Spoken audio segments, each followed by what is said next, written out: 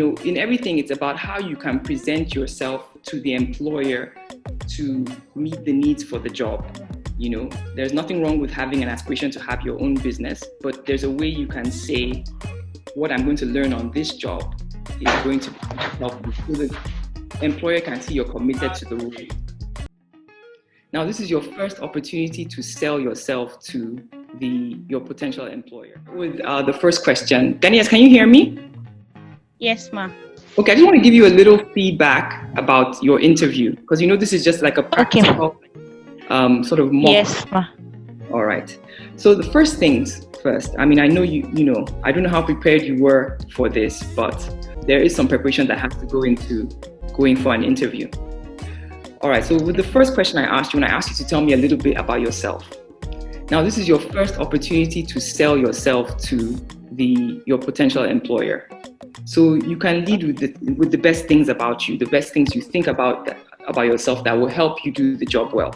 So great, you introduced yourself. You said where you went to university and what you studied, but then you stopped there. I had to ask you, okay, please tell me more. Then you said you were a teacher before, and now when I asked you what you're doing more recently, you were sewing. So, what you need to do is go back and think about the parts of yourself that will help you do well on this job. So as you say, okay, I went to the University of, I forget where you said you went to university. Ilorin. You went to Ilorin and you studied primary education? Yes. Okay. And you work as a teacher? Because it's a customer service role, you can say, okay, because I worked as a teacher, I was able to develop good communication skills, which I feel will help me in my role as customer service. I also, as a teacher, I had to be able to plan, do my lesson plans, or, something to sell yourself about, being able to pay attention to detail. This will help you, just selling yourself on things that would be able to help you do your job as a customer service. In customer service. Can you hear me? Yes, ma'am. You should be able to possess, as in a customer service role. You said, having a good facial expression, putting the customer first, it has to do with the way you attend to customers. These are all right, but for example, those can all come under two broad categories. So how you communicate, how you manage your facial expressions, and then relationship management, for example. But those are not, in an interview, you should be able to say things like, I have good communication. A customer service person should be able to communicate clearly and effectively, should also have problem-solving skills, should be able to put customers first, instead of just saying good facial expression. I then asked you, okay, if it's not face-to-face, it's on the telephone, what skills should you have? You said your voice. Everybody has a voice. A voice is not a skill. Skills are being able to listen, pay attention to detail, being able to be empathetic, because if a customer calls you and they're upset, and maybe being rude and disrespectful to you, like you said, you have to be able to take a deep breath, empathize with the customer and say, I'm sorry that this is what happened. Please give me an opportunity to resolve the issue. This is what we're able to do. This is not what we're able to do. So, it's beyond having a voice. So I know you would have had training on communication skills, problem solving, amongst other things. So these are the things you should be saying are the skills a customer service person should have. So not just saying my voice.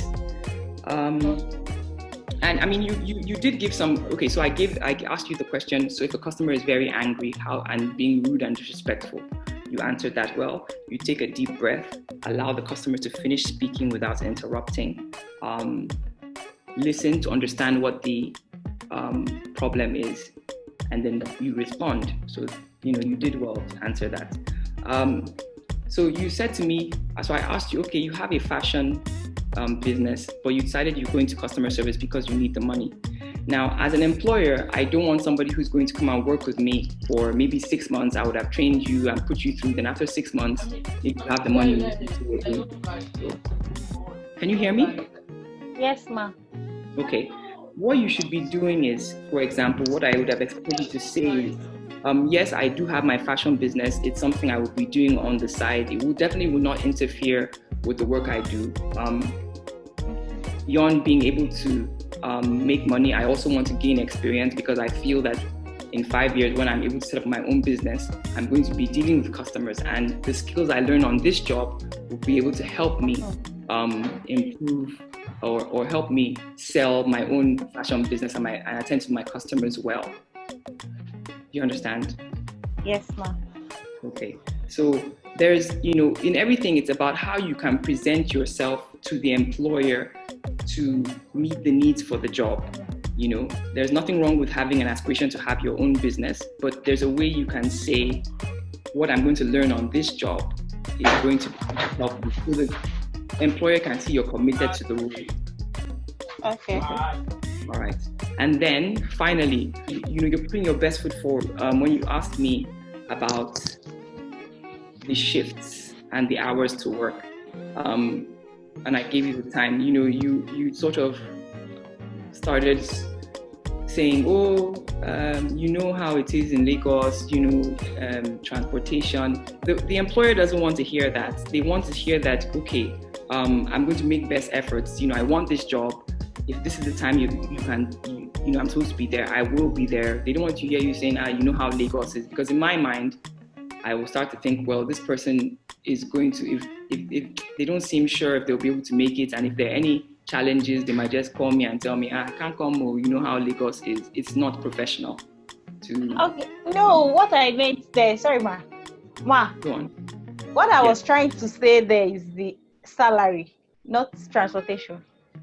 Like I was trying to calculate the salary, like from your quarter to Lekki, how much will be left at the end of the month.